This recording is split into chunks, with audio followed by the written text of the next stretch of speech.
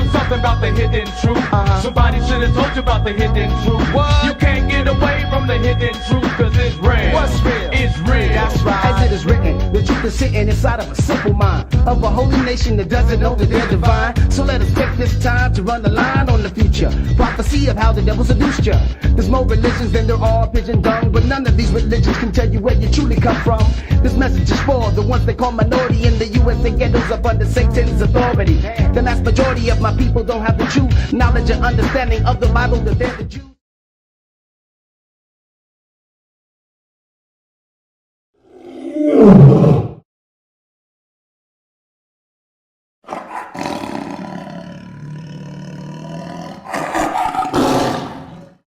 Shalom, brothers and sisters.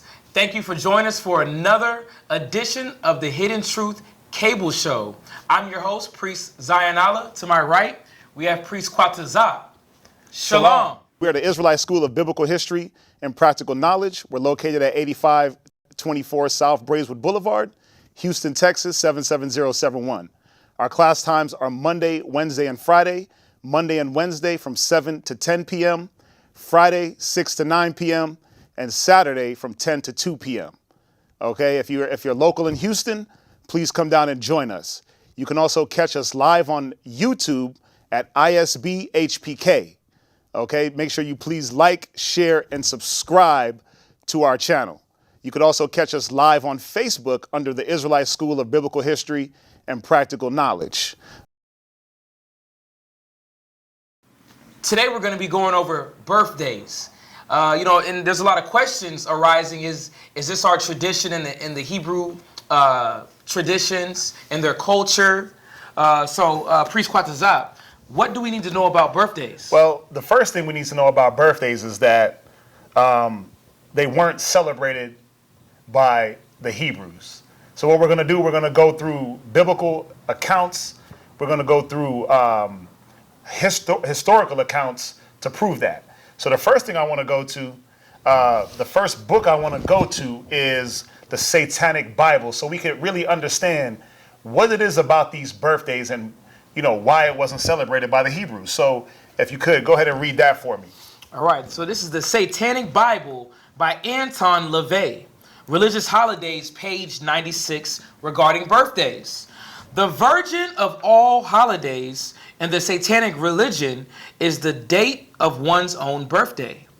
This is in direct contradiction to the Holy of Holy Days of other religions. Right, so this contradicts the Holy of Holy Days that the Most High gave us. He gave us the Sabbath, and he gave us all the other high holy feast days. Now, this is telling us that the day of one's birth contradicts these days. Okay. So that's strike one against birthdays. Go ahead. Which defy a particular God who has been created in an anthropomorphic form of their own image, thereby showing that the ego is not really buried. Right. What this is showing us is that birthdays boost the ego. It's all about self-indulgence and narcissism. Right. Now, are we supposed to be serving ourselves or serving God? Okay. Go ahead, read on. The Satanist feels. The who? The Satanist feels. Go ahead. Why not really be honest? And if you are going to create a God in your image, why not create that God as yourself? You see what birthdays do? Birthdays promote us as being gods in our own image. Okay. So we know that the only God that we were supposed to have, when you read the 10 Commandments, the first commandment was, you should have no other gods before me. Right. That's what the Most High tells us. So we're seeing here right from the jump that birthdays weren't a Hebrew tradition. Go ahead, read on, finish that up. Every man is a god if he chooses to recognize himself as one. So the Satanist celebrates his own birthday as the most important holiday of the year. The most what? The most important holiday of the year. Now we know that the Most High appointed us high holy days, which are all important. And for the Hebrew custom, one of the most important is the Passover. Right. The Passover, and then we have the weekly Sabbath. Nowhere in the scripture does it command us to go set up for your own birthday. Right. You got birthdays for the whole week. Right. So now let's jump over to Isaiah 14 and 12 so we can see this idea of this birthday and we'll see how it correlates with the scripture and who promotes this idea. Go ahead, read on. Isaiah 14 and 12. Uh-huh. How art thou fallen from heaven, O Lucifer? Oh, who? O Lucifer. Go ahead. Son of the morning. How art thou cut down to the ground, which didst weaken the nations? For thou hast said in thy heart, Right. I will ascend into the heaven. Who has said that? Well, we know the so-called white man Right. puts himself up as God. But we know the Egyptians put themselves up as God, and we're going to see that the Egyptians were the progenitors of the birthday tradition. And then it was carried down from Egypt, Babylon, all the way through to the Romans and the Greeks. Right? But it says, read on. I will exalt my throne above the stars of God. I will do what? I will exalt my throne above the stars of God. Go ahead. I will sit also upon the mount of the congregation. Go ahead. In the sides of the north. I will ascend above the heights of the clouds. Read. I will be like the Most High. I will do what? I will be like the Most High. Yeah, and this is what birthdays promote, you being a God. Let's jump back to the Satanic Bible and finish that part up. Go ahead. It says, you should give yourself a pat on the back. Uh-huh. Buy yourself whatever you want. Go ahead. Treat yourself like the king or God that you are. Go ahead. And generally celebrate your birthday with as much pomp and ceremony as possible. Yeah, go to Vegas, drink, party like a rock star. Right. Drink till you pass out. Do it up. Do it up. Don't cheat yourself. Treat yourself. Right. Right. This is what America. This is what the society promotes when it comes to your birthday. Don't give the reverence to the Most High God. Give the reverence to yourself as a God. So let's read on down. Let's go to the next point. Right. And that's crazy how, this Satanist book, just how they exalt their own self. Yeah, that's what it's about. Over the image of God on this specific day. So, going through that, who in the Bible celebrated birthdays and what happened on these days? Well, there were a few, as we know, scriptural accounts of birthdays being celebrated. Now, when you look at these accounts, they were never Hebrews, and there was a lot of killing on these birthdays. Right. So the first point we're going to go to Genesis chapter 40 and verse 20. Go to Genesis chapter 40 and verse 20. Right. Perfect. Genesis chapter 40 and verse 20. Uh-huh. And it came to pass the third day, which was Pharaoh's birthday, that he made a feast unto all his servants. It was whose birthday? The Pharaoh's birthday. Now, we got to understand that Pharaoh was an Egyptian.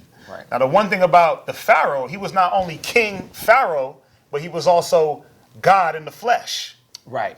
Yes. You see that? Go ahead.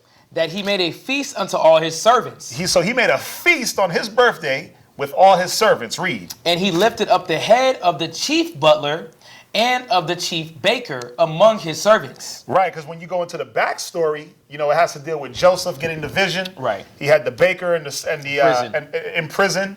He had the baker and he had the servant. Right. So basically, it's showing us on this day, the one of these men were beheaded. Right. Go ahead. Verse 21.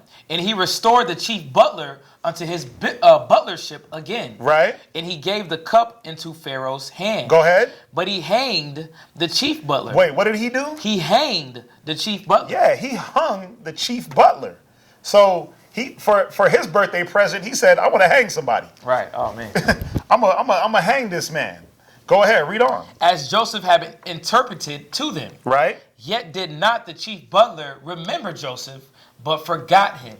Right. So we get that biblical account. Now, let's go into the McClintock and Strong Biblical Cyclopedia, and we're going to look up the definition of birthday. Go ahead, read that for me. Definition, birthday. The birthdays of the Egyptian kings were celebrated with great pomp. Now, as we read in that satanic definition, it said, celebrate your birthday with as much pomp as you can. Go ahead. As early as the time of Joseph, Genesis 40 and 20. Go ahead. These days were in Egypt looked upon as holy. Now, in Egypt, the birthday was looked upon as a holy day. Right. Now, as Hebrews, what are our holy days? I'm going to repeat it again. Sabbath. The Sabbath, Right. Passover, Hanukkah. The Most High appointed us high holy days when we came out of Egypt. So that should tell you something right there, that if we did one thing in Egypt and he pulled us away from that, we weren't supposed to do that anymore. Right. Go ahead, read on. No business was done upon them. Uh-huh. And all parties indulged in festivities suitable to the occasion. Right. Every Egyptian attached much importance to the day. Right, because every man wanted to be a god. Right. It's crazy. It's a holy day. It's a holy. They No made it work's into a holy being day. done. Right, they made it into a Sabbath. Right. That's crazy. Right, go ahead. Every Egyptian attached much importance to that day, and even to the hour of his birth. Right. And it is probable that, as in Persia, each individual kept his birthday with great rejoicing, welcoming his friends with all the amusements of society. So what does that sound like? That sounds like they were throwing birthday parties. Right. And as we go further, we'll get all into that. But as we see, great pomp. So they threw parties, music, rejoicing. Let me gather up all my friends. Music. Right? Go ahead. And more than usual profusion of delicacies of the table. Right, so they made sure they had a bountiful table. All types of, more than usual, all types of meats and cakes. All the hors d'oeuvres. Right, all the hors d'oeuvres. Now let's go to Leviticus 18 and verse 3. Leviticus chapter 18 and verse 3. Go ahead. After the doings of the land of Egypt, wherein ye dwell, shall ye not do. Wait, he said what? Shall ye not do. So the Most High is telling us here in Leviticus, he said, after the doings of Egypt. Now, one of the doings of Egypt was to celebrate the birthday and make it into a holy day. He said, do what? Where ye dwelt, shall ye not do. Go ahead. And after the doings of the land of Canaan, whether I brought you, shall ye not do. Go ahead. Neither shall ye walk in their ordinances. Right, because one of their ordinances was to keep birthdays. Read. Ye shall do my judgments and keep mine ordinances. And it wasn't just birthdays. I mean, come on. You know, they had all types of bad customs and defiled ways that they were doing. You know, sleeping with animals, worshiping other gods.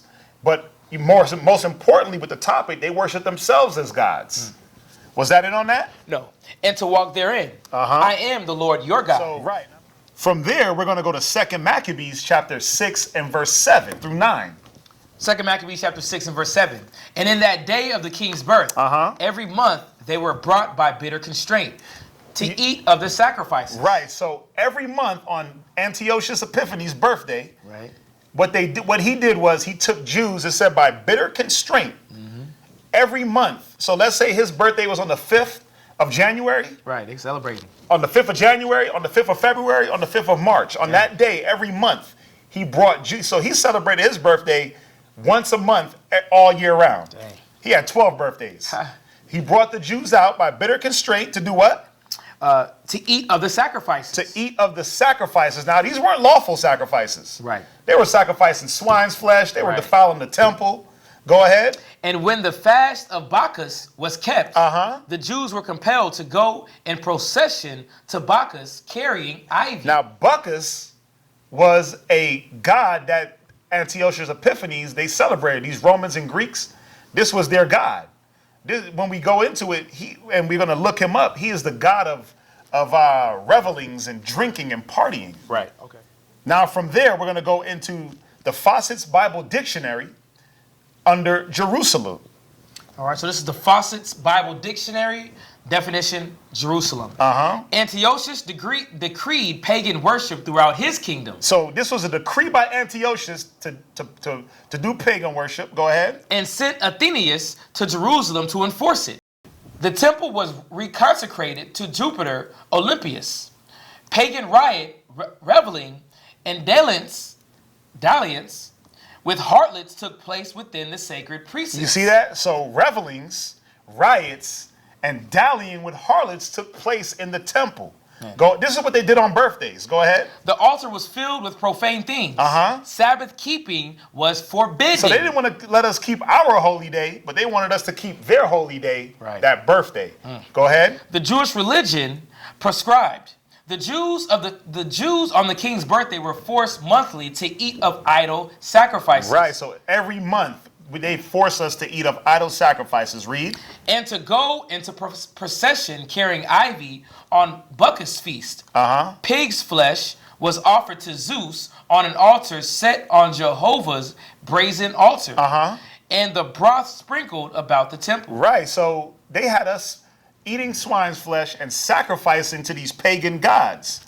Now we're going to go back into the Fawcett's Bible Dictionary and we're going to define Antiochus. Go ahead. All right. Antiochus, general, Apollonius, dismantled Jerusalem, and from a high fortress slew the temple worshippers. Antiochus commanded all on pain of death to conform to the Greek religion. Right, so basically get down or lay down. If you didn't change Right. from your Hebrew custom, keeping the Sabbath, keeping the high holy days, to keeping our customs, which is one of them, the birthday, you would die. Go ahead. And consecrated the temple to Jupiter Olympius, or Capitolinius, identifying himself with that god. With that what? With that god. See, he celebrated himself as a god also. Right. He learned that from the Egyptians. Now, I want y'all to keep in mind about this Jupiter Olympius, because they rededicated the temple to Jupiter. So we're going to see another part of the birthday that goes along with this. Go ahead, read on. Whom his father knew not, and whose worship he imported from Rome. He wished to make his own worship universal. The Jews were constrained to profane the Sabbath and monthly on the king's birthday, to eat of the idol sacrifices, and to go into procession to Bacchus carrying ivy. Right, so we want to remember about Bacchus. We're going to look him up in the McClintock and Strong Cyclopedia. We're going to look up Bacchus to see what is it talking about Bacchus. Go ahead. Definition: Bacchus, as Bacchus was the god of wine. He was the god of what? The god of wine. Come on. And in the general of the earthly festivity and jollity. Right.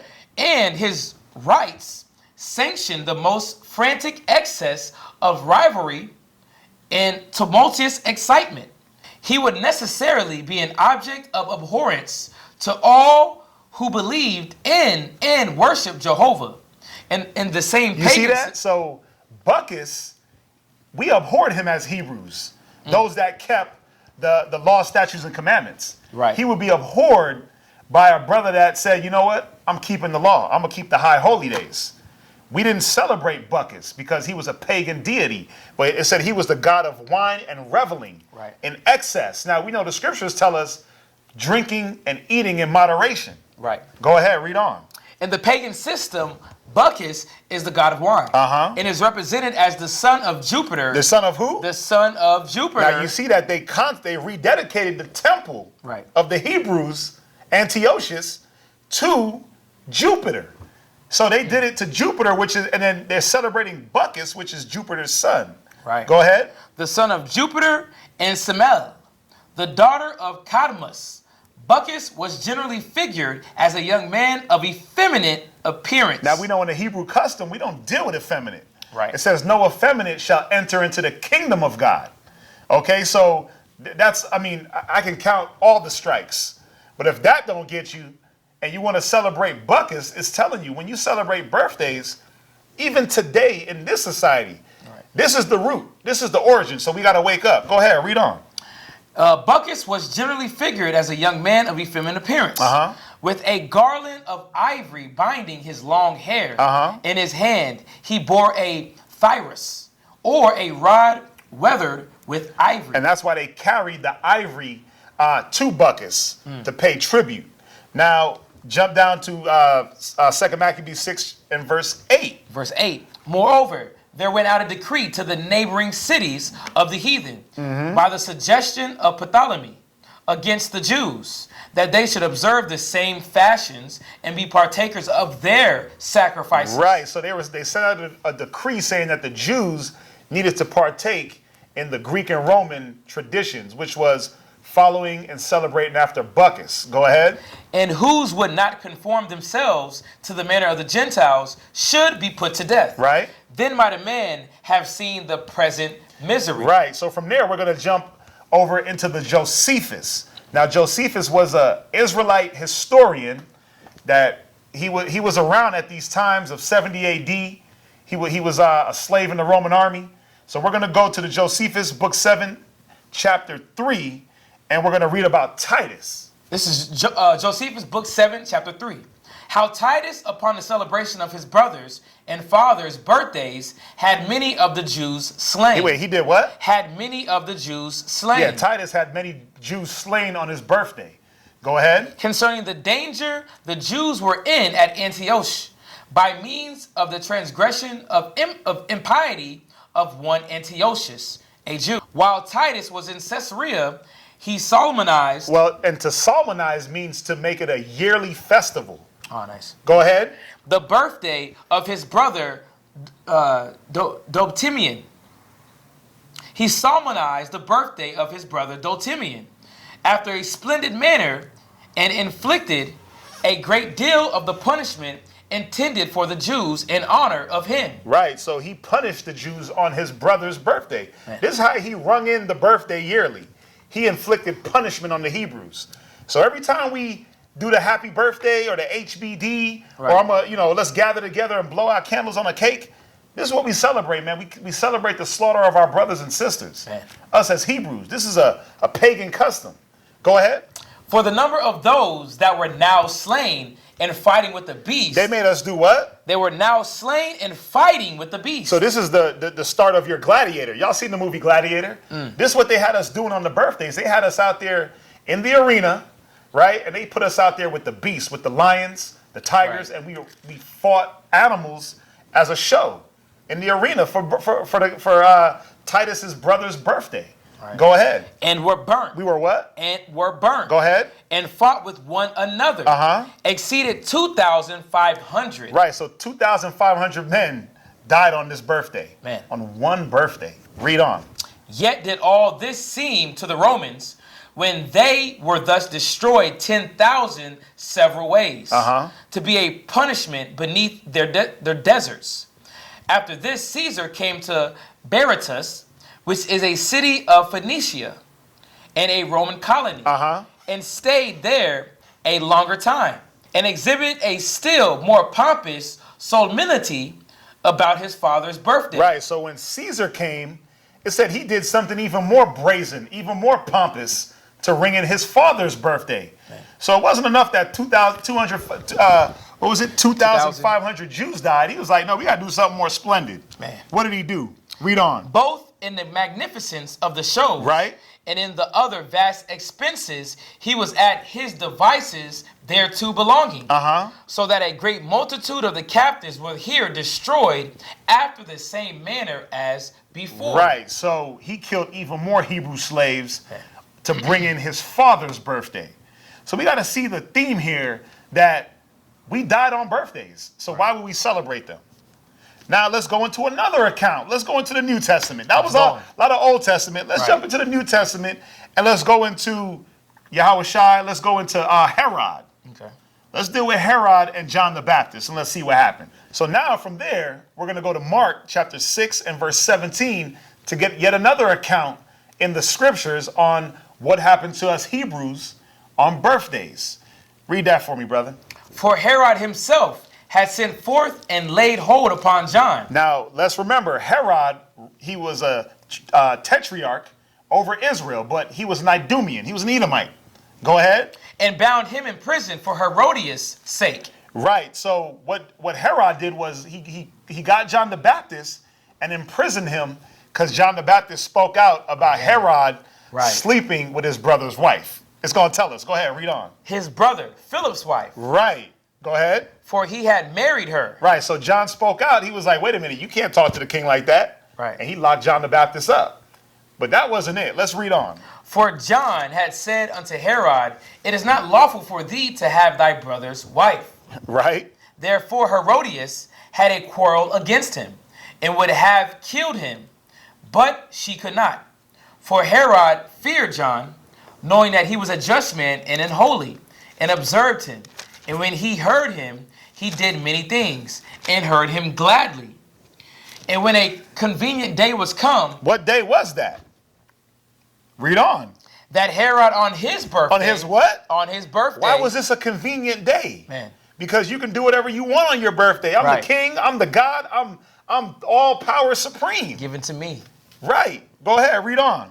On his birthday made a supper to his lords, his captains, and chief estates of Galilee. So he made a party. Read. And when the daughters of the said Herodias came in, and danced, and pleased Herod, and them that sat with him, the king said unto the damsel, ask of me whatsoever thou wilt, and I will give it to thee. Right. So on his birthday, on Herod's birthday, he asked Herodias, what do you want as a gift?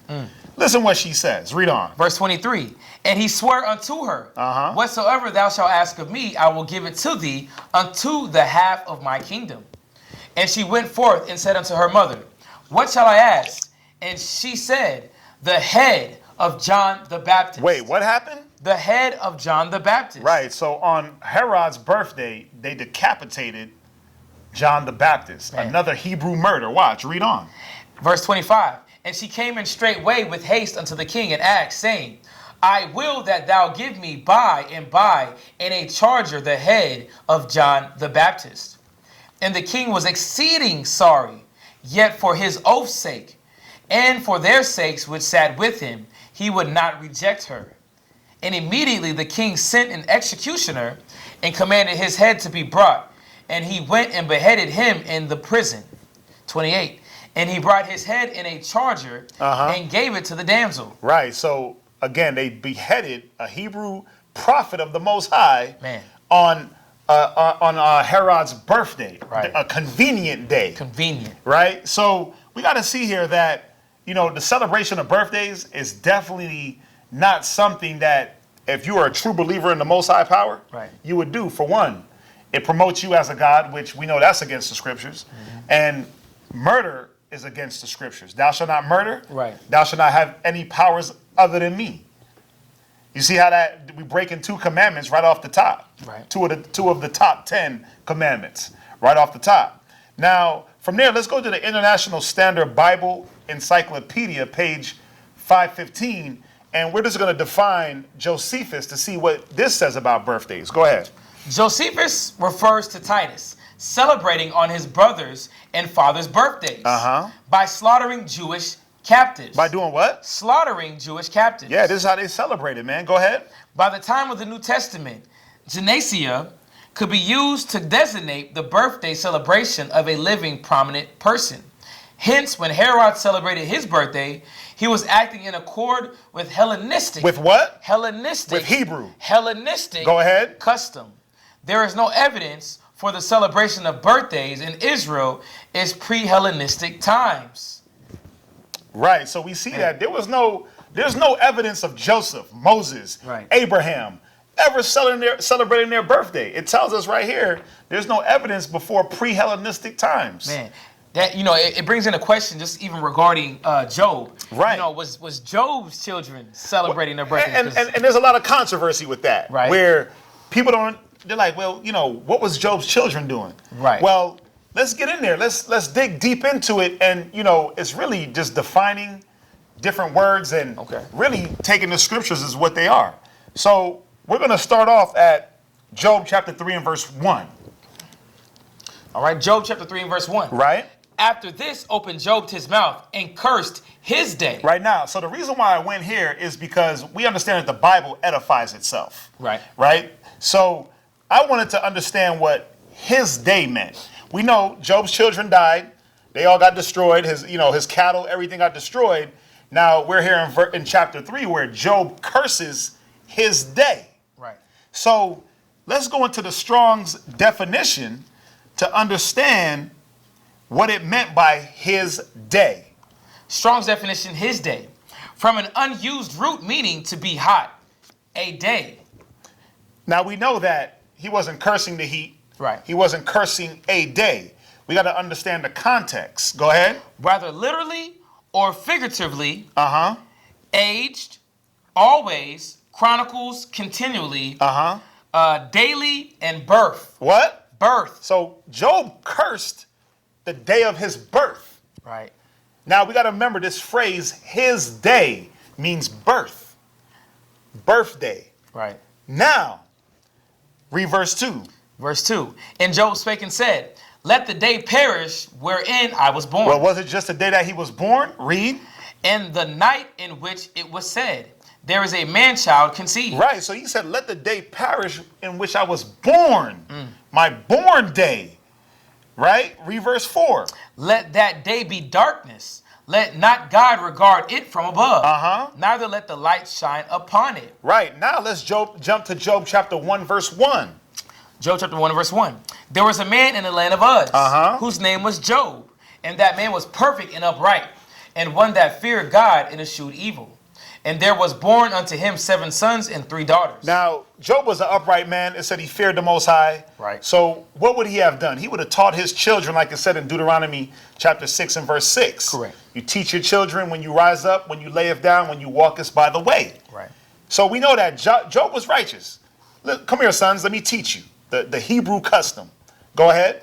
His substance also was 7,000 sheep, and 3,000 camels, and 500 yoke of oxen, and 500 she asses, and a very great household. Right. So that this man was the greatest of all the men of the east. He was a very rich man. Let's read verse 4. And his sons went and feasted in their houses, every one his day. Everyone his what? His day. Yeah, everyone on their birthday. Man. See, it already edified for us in Job chapter 3. That's why I went there first. Right. His day don't change because you want it to. His day, that definition stays the same. Birthday. It's his day, meaning his birth. They all feasted on their different birthdays. Now we get to understand more in context why Job's children died, but why he had to sanctify and sacrifice for them. Now check this out. Read on. And sent and called for their 3 sisters to eat and to drink with them. Right. Go ahead. And it was so, when the days of their feasting were gone about, that Job sent and sanctified them. Why did he have to send and sanctify them? If it was a high holy day, right, they wouldn't have to be sanctified. But what were they doing? They were celebrating their own births. Taking custody. Read. For Job said, it may be that my sons have sinned. Why would they have sinned if they were keeping a high holy day? Right. Think about this. Why wasn't Job with them? He didn't join in. Why didn't Job join in? If he was a upright man, he knew the law, he eschewed evil. Why didn't Job feast with his daughters and sons? Why did he have to sacrifice after they were done feasting everyone his day? Right. Because he knew that they were celebrating a pagan holiday. That's why they were destroyed. Go ahead, read on. And cursed God in their hearts. Thus did Job continually. You see that? So we're understanding now that his day stands for birthday. Right. His sons and daughters were celebrating their birthdays. That's why they were destroyed. Man. So do you want to know if Job's children were celebrating their birthday? According to the scriptures and definitions, yes, they were. Man, that's deep, because that's the question that we need to know. Right. It's very deep. Another thing is that, dealing with a lot of the scholars and, the Hebrew scholars, what did they say about these birthdays, these pagan traditions? Well, let's go back into the Josephus. Again, he's an Israelite historian. Right. It's a history book. And let's get his account on what he had to do with birthdays. Okay. Go to Josephus against Aphion. Read that for me. Okay. Nay, indeed, the law does not permit us to make festivals at the births of our children. See, so he's letting us know straight up, the law does not permit this. Right. Go ahead. And thereby afford occasion of drinking to excess. Right, because the scriptures tell us to drink in moderation. Right. Wine drunk immeasurably and in season is the way we're supposed to do it. Now from there, hold where you're at, and let's jump down to 1 Peter chapter 4 and verse 3. For the time past of their life may suffice us to have wrought the will of the Gentiles. Right. We wrought the will of who? The will of the Gentiles. This is very, very important. Go ahead, read on. When we walked in lasciviousness. Go ahead. Lust. Right. Excess of wine. Excess of what? Excess of wine. Now, when we remember the definition of Bacchus, he was the god of wine. Right. And excess. Go ahead. Reveling. What? Reveling. So hold where you're at. Let's go into the definition, the Thayer definition of the word revel. Thayer's definition, revel. A nocturnal and riotous procession of half-drunken or frolicsome fellows who after supper paraded through the streets. They do what? They paraded through the streets. So these half-drunken men in the middle of the night, right, paraded through the streets, yelling and screaming to what? Read. With torches and music, right, in honor of Bacchus. In honor of who? Bacchus. In honor of the god of wine. Man. And party in excess. You see that? So it's letting us know that the revelings, the excess drinking, when we did this in the will of the Gentiles, right, we were doing it to Bacchus the same way they did in the time of Titus, the same way they did in the time of Antiochus, the same way they did in the time of Pharaoh, the same way we did it in the time of Herod. Right. So further proof that this was not our custom. All these things, we weren't supposed to be revelers. You see that? We weren't supposed to be revelers. Read on in that definition. Or some other deity. Right. And sing and play before Some other what? Some other deity. Right, but it wasn't never in the celebration of the Most High. Right. Go ahead. And sing and play before houses of male and female friends. Hence, used generally of feast and drinking parties that are protracted till late at night and indulge in revelry. Right. From there, we're going to go to Ecclesiastes 31 and verse 28. Ecclesiastes 31 and And 28. I quoted this earlier. Wine measurably drunk, and in season bringeth gladness of the heart. It says wine what? Drink measurably. Drinking in excess? Measurably. Go ahead. Drunk, and in season bringeth gladness. What season? The birthday season? No. For the high holy days, Right. we were able to drink. That's the season. Go ahead. Gladness of the heart, and cheerfulness of the mind. Right? But wine drunken with excess. How they did when they reveled to Right. Buckus. Read. Maketh bitterness of the mind. With brawling. With what? With brawling and quarreling. Right. So you see that? So the drinking in excess wasn't a custom of the Hebrews. The law permits that. Right. Prevents us from drinking in excess. Read verse 30. Drunkenness increaseth the rage of a fool. Right. Till he offend. Go ahead. It diminishes strength and maketh wounds. And that's what these revels were about. I'm going to drink you under the table. Right. And I'm going to drink you till I'm just stupid. That's what, but it said when we wrought the will of the Gentiles. Right. This wasn't the will of the Most High. Right? Now let's jump back to Josephus against Aphion. And start from the top on that, brother.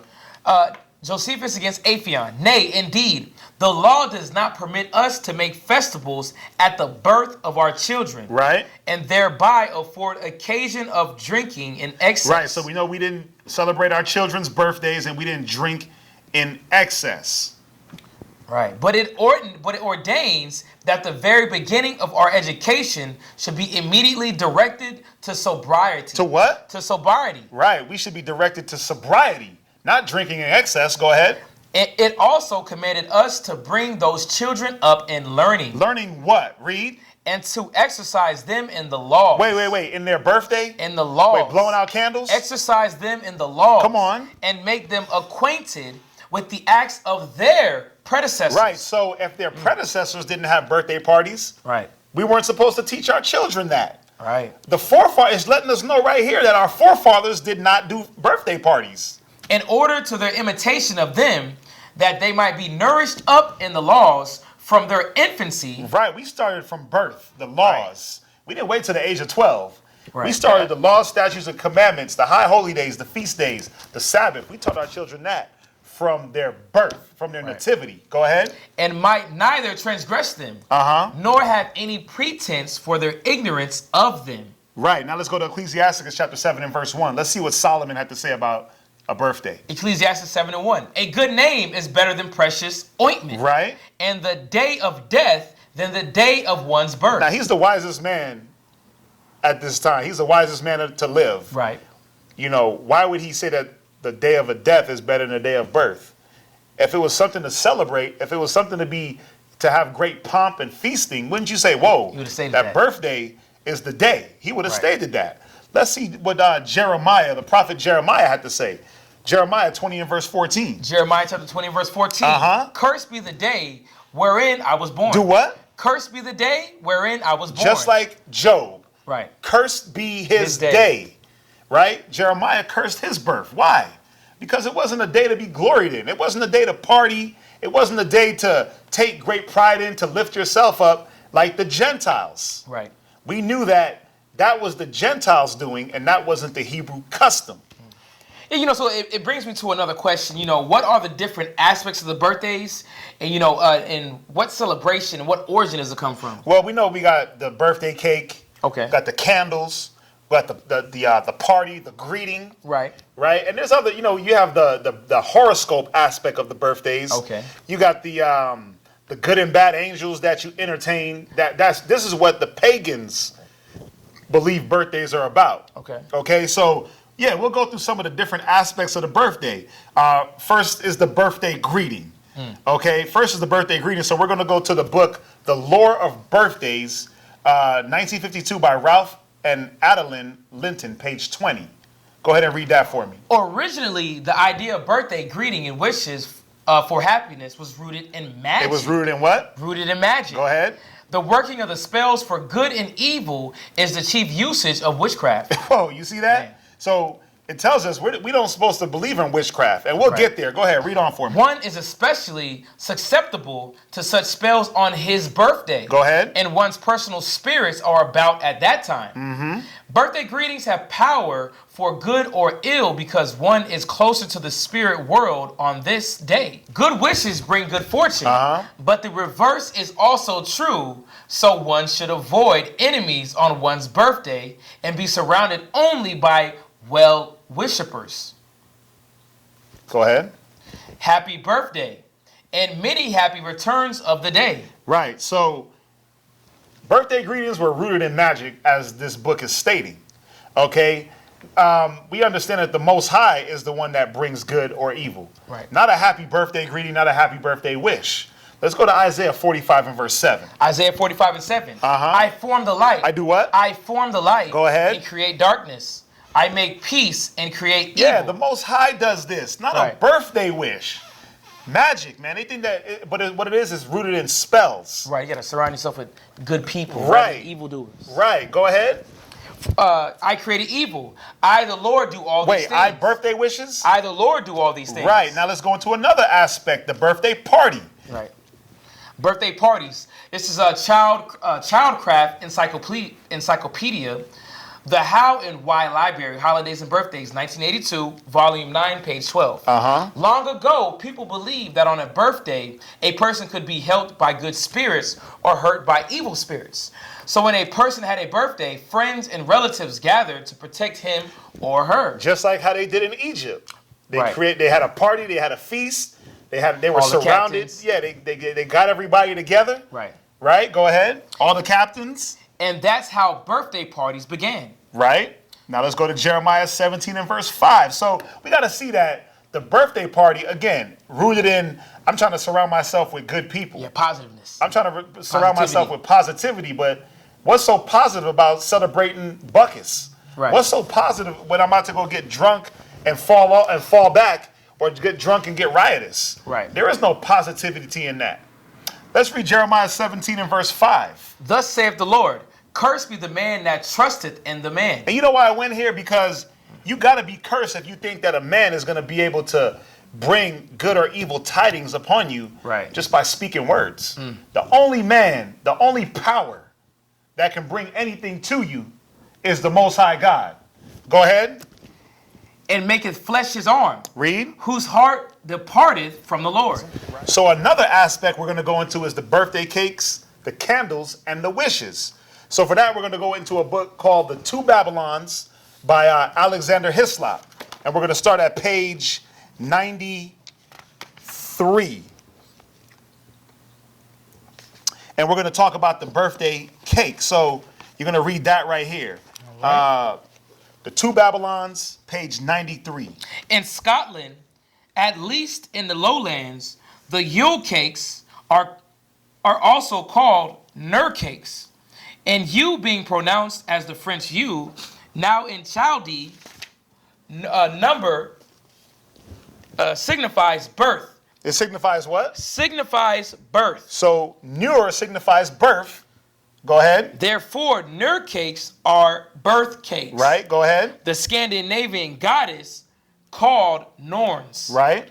Who appointed children their destinies at their birth. So you see how it's about horoscopes and predestination? Right. We didn't deal with that in the Hebrew custom. Go ahead. Evidently derived their name from the cognitive Chaldee word nor, a child. Right. Now let's jump over to page. Oh, that's it on that, right? Let's jump over to page 95. 95. That it was the birth of the Lord Moon that was celebrated among our ancestors at Christmas. We have remarkable evidence in the name that it is still given in the lowlands of Scotland to the feast of the last day of the year, which seems to be a remnant of the old birth festival for the cakes then made, all called Ner cakes or birth cakes. Right, so we're understanding that Nur cakes or Yule cakes are called birth cakes. Right. So from there, we learned a little bit about the cakes, the Yule cakes or the Near cakes being Right. birthday cakes. Let's go back to the lore of birthdays, page 8. Read that for me. The custom of the lighted candles on the cakes started with the Greeks. Honey cakes round as the moon and lit with tapers. They were what? Round as the moon, Right. and lit with tapers. Go ahead. Were placed on the temple altars of Artemis. Birthday candles in folk belief are endowed with special magic for granting wishes. Here we go with the magic again. So the greeting and the candles, fire magic. Go ahead. Lighted tapers and sacrificial fires have had a special mystic significance ever since man first set up altars to his gods. Right. The birthday candles are thus an honor and tribute to the birthday child and bring good fortune. Right. So let's go to the internet book of shadows dealing with the candles. Go ahead. One of the simplest of magic arts, which comes under the heading of natural magic, is candle burning. So again, magic. It's all about magic and spirits and good tidings, but none of this refers back to the power and glory of the Most High. Go ahead. Most of us have performed our first act of candle magic by the time we are 2 years old. Right. Blowing out the tiny candles on our first birthday cake and making a wish is pure magic. You see that? Pure magic. Man. Read on. This childhood custom is based on 3 magical principles of concentration, willpower, and visualization. In simple terms, the child who wants his wish to come true has to concentrate, blow out the candles, visualize the end result, make a wish, and hope that it will come true. You see how they engraft us. Basically, from the first year of your life, you're doing witchcraft and magic. Man, don't even know it. Don't even know it. But see, that's the problem with our people. That's why it's important for us to come out of the customs of the Gentiles. Right. Come out of the customs of the heathens. Go to Deuteronomy chapter 12 and verse 30. Deuteronomy 12 and 30. Take heed to thyself that thou be not snared by following them. After that they be destroyed from before thee. And that thou inquired not after their gods. Do what? Inquired not after their gods. Go ahead. Saying, how did these nations serve their gods? This is not what we were supposed to do. We're not supposed to inquire, burn candles and blow out candles and make cakes and wonder, how did these nations serve their gods? Right. Go ahead. Even so will I do likewise. Go ahead. Thou shalt not do so unto the Lord thy God. Read. For every abomination to the Lord, which he hated. Which he what? Which he hated. Yeah, he hates your birthdays. Go ahead. Have they done under their gods. And he hates the celebrations. He doesn't hate the fact that you're born, but he hates the fact that you're celebrating it because you're propping yourself up as a god. As a god above the Most High. Read. Right. They done unto their gods, for even their sons and their daughters they have burnt in the fire. They have done what? Burnt in the fire. Yeah, you got your kids blowing out those candles. You passing them through the fire, man. You're basically sacrificing your children's spirit to these gods. Right. Read. Burnt in the fires to their gods. Right, now let's go into the birthday gift. We're going to go into the Funk and Wagnall's Standard Dictionary of Folklore, Mythology, and Legend, page 144. The exchange of presents is associated with the importance of gaining favor with good and evil fairies on their or our birthdays. Right, so the presents was about, how do I entice a fairy to not kill me? But again, that makes no sense in Hebrew custom. Right. Because there was no fairies, no fairy godmothers, there were no Tinkerbells. There were angels, demons, and the Most High and Christ. Right. We were supposed to be seeing how do we please the Most High in Christ. Go ahead.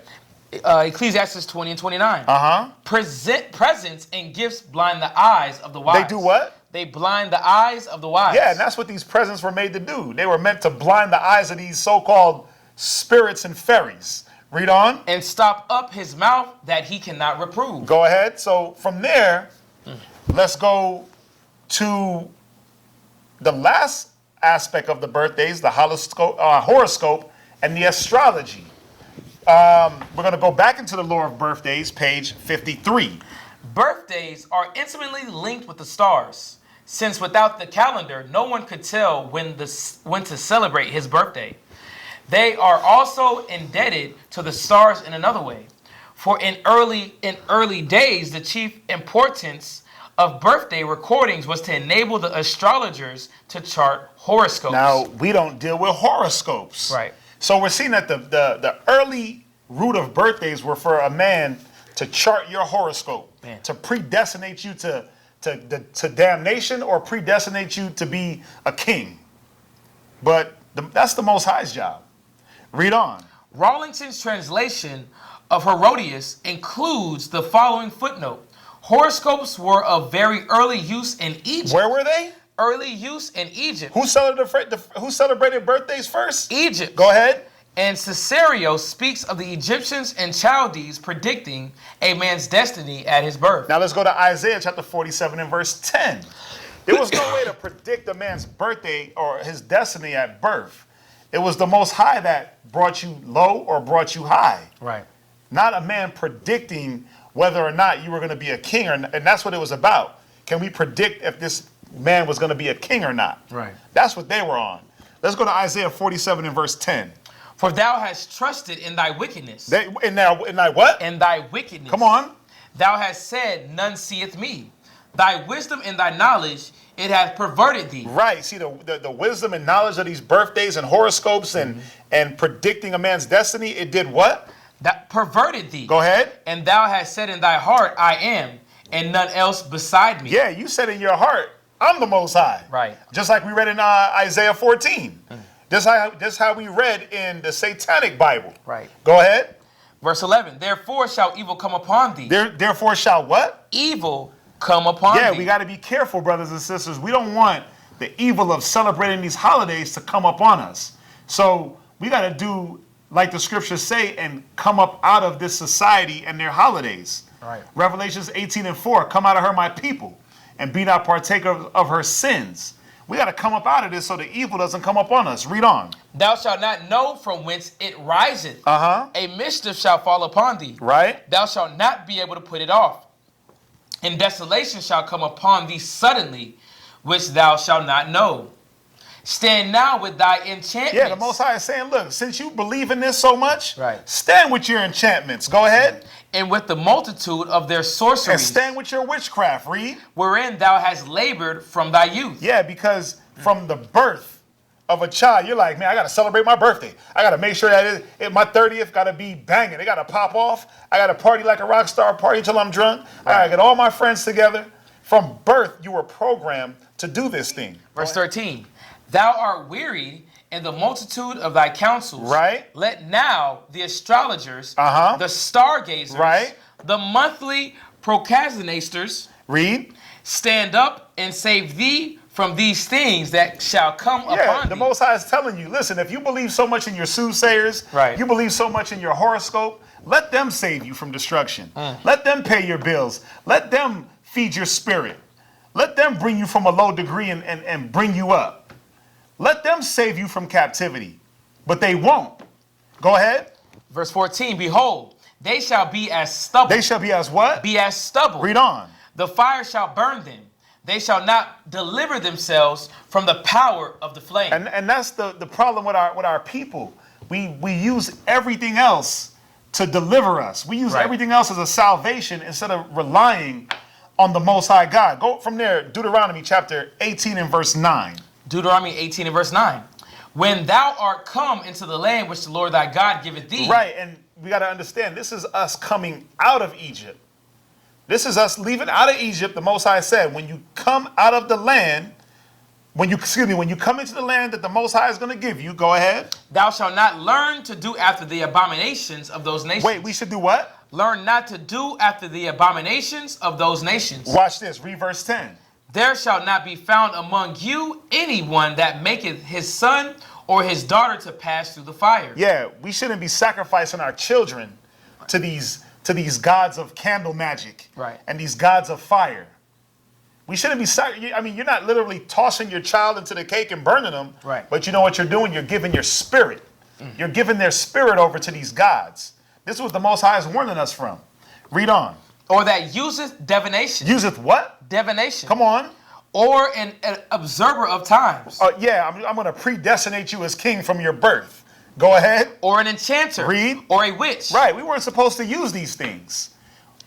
We weren't supposed to use these things. They were not part of our custom, brothers and sisters. Now, let's go to Jeremiah chapter 10 and verse 2, because, again, and this is a famous scripture we pull a lot, but the Most High continually warned us to not partake in the heathen customs. Right. Jeremiah chapter 10 and verse 2. Thus saith the Lord, learn not the way of the heathen, and be not dismayed at the signs of heaven. For the heathen are dismayed at them. Go ahead. It says, learn not the way of the heathen. And this is what we have to come out of, is the ways of the heathen. We have to come out of the birthdays, the holidays, the Christmas, the New Year's, the 4th of July. Right. But, you know, the problem with the birthdays is that there hasn't been a lot of information that's come out on it. So you got a lot of Hebrew brothers and sisters out there celebrating birthdays. They're on Facebook, HBD, Right. with a cake right next to it. Man. Or you see, oh, today's my son's eighth birthday. Wish him a happy birthday. We don't want to do that, because we see that even down to a simple happy birthday, you're now casting witchery and sorcery, Right. right, and spells on your children. Man. Right? From there, let's go to 2 Corinthians chapter 6 and verse 15 to close it out. All right, 2 Corinthians chapter 6 and verse 15. And what concord hath Christ with Baal? Right. What joining does the Hebrews have with the pagan holidays and pagan customs? What does Christ have to do with Satan? Go ahead. And he that believeth with an infidel. Read it again. 2 Corinthians chapter 6 and verse 15. Uh-huh. And what concord hath Christ with Baal? Right. Or what part hath he that believeth with an infidel? Yeah, that's a question. What does Christ have to do with the pagan worship? What does Christ have to do with Satan? What does the Hebrew brothers and sisters have to do with these birthdays?